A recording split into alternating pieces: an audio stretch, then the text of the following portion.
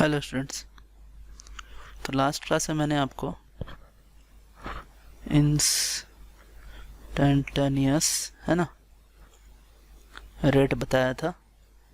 इसमें मैंने आपको रिलेशंस बताए थे, जिसमें एक एग्जांपल लेके मैंने आपको ये बताया था कि जब कोई भी ऐसा रिएक्शन होता है ना, तो इसमें जो रेट होते हैं है ना, सो रेट को हम ऐसे डिफाइन कर सकते हैं इस तरीके से, है ना।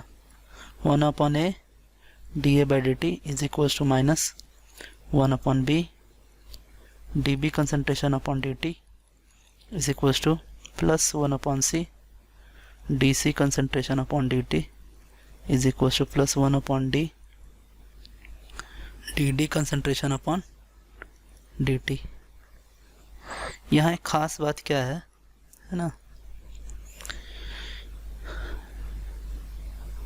rate of chemical reaction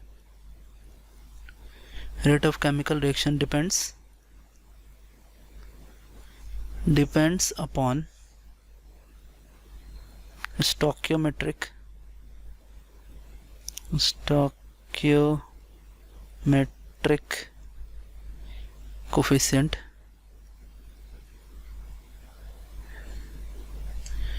coefficients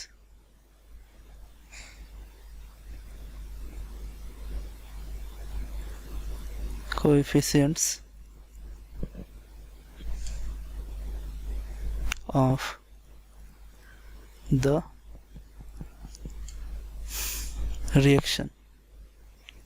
the reaction it means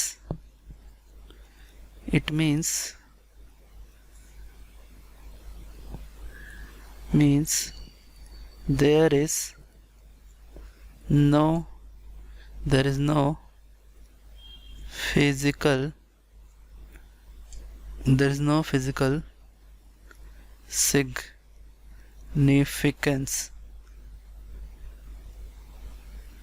no physical significance of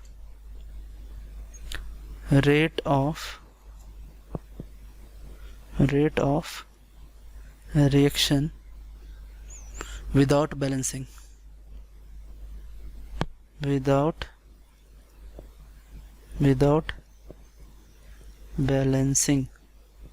but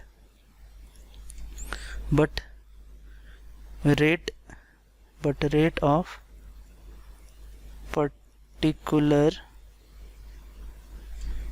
particular species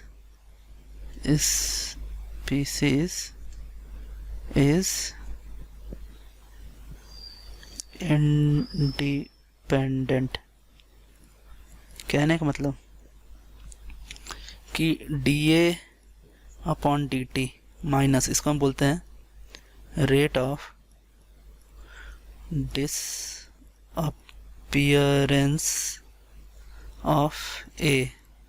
और ये जो रेट है, ये रेट आपका विदाउट बैलेंसिंग, मतलब बिना स्टोइकोमेट्रिक कोफिशिएंट का, ये आपका एग्जिस्ट कर सकता है। लेकिन जब हम ओवरऑल रेट की बात करें, सो ओवरऑल रेट की जब हम बात करेंगे, तो ओवरऑल रेट ऑलवेज क्या होगा, 1/a dA/dt होगा। और यहाँ पे ऑलवेज आपका स्टोइकोमेट्रिक कोफिशिएंट जो है, स्टोइकोमेट्रिक कोफिशिएंट जो है वो क्या होगा, प्रेजेंट होगा। तो ये दोनों में अंतर है आपका, है ना। कल हमने एक सवाल बनाया था, आज भी हम एक सवाल बनाएंगे। देखिए सवाल क्या कह रहा है ये, है ना।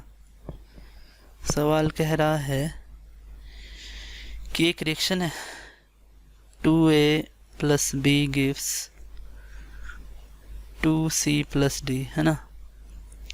फिर कह रहा है कि dC/dt is equals to 1 inverse है ना। तो कौन सा ऑप्शन होगा यहाँ पे, कौन सा ऑप्शंस करेक्ट है। पहला ऑप्शन है कि minus D A by D T is equals to 1 M S inverse. दूसरा ऑप्शन है कि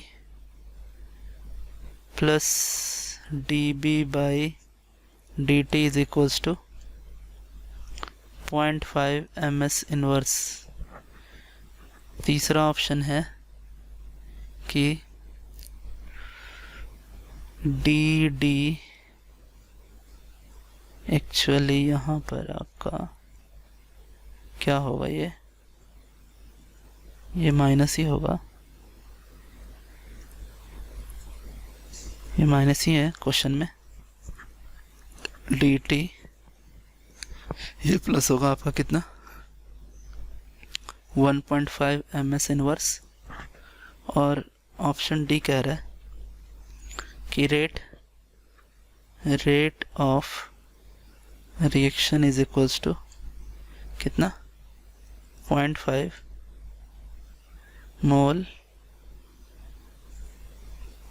मोलर है ना, मोलर एम एस इनवर्स।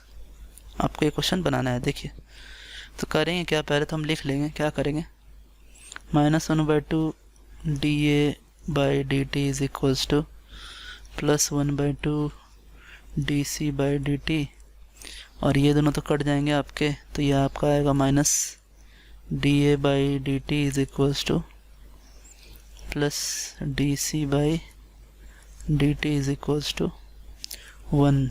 तो यानी ये आपका पहला ऑप्शन जो है वो सही है।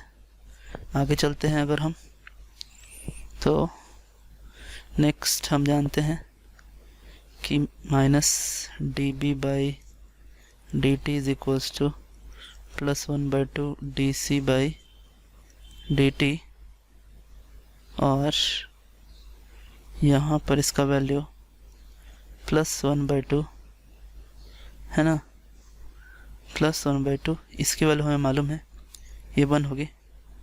तो ये आंसर आपका आ गया 0.5 एम एस इनवर्स, जो कि ये भी आपका क्या है, सही है।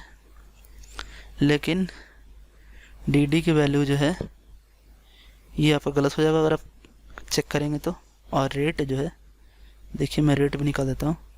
सो रेट इज इक्वल्स टू क्या होगा 1/2 D C by D T, that is 0.5 M S inverse आएगा, और जो कि ये भी आपका क्या है, सही है ना, डी भी सही है।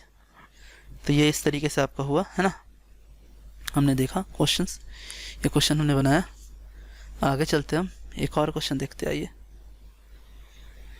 ये क्वेश्चन कह रहा है क्या कि ये कह रहा है कि एक हाइड्रोजनेशन रिएक्शन में, हाइड्रोजनेशन है ना, रिएक्शन में, हाइड्रोजनेशन में क्या है, H2 का जो प्रेशर है, सो प्रेशर ऑफ H2 है ना, pressure is decrease from 2 atm है ना, सो टू 1.1 atm है ना, so it is decrease from initial pressure है ना टू ये फाइनल प्रेशर है ना। अब कह रहा है कि ये सब कुछ हुआ कितने मिनट में, ये सब कुछ हुआ है 75 मिनट में है ना। तो 75 मिनट में हुआ है, तो आपसे ये कह रहा है कि calculate the rate of reaction है ना, calculate the rate of reaction in M S inverse है ना, एम एस इनवर्स में निकालना है रेट आपको।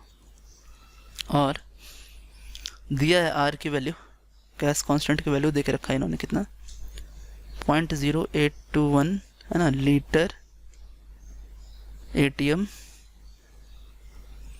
मोल इनवर्स केल्विन इनवर्स है ना। देखिए इसको बनाएंगे कैसे हम, तो पहले तो हम क्या करें कि चेंज इन है ना, चेंज इन कंसंट्रेशन निकाल देते हैं। कंसंट्रेशन अगर हम निकालेंगे तो ये चेंज इन कंसंट्रेशन क्या आएगा, सो CF माइनस CI है ना।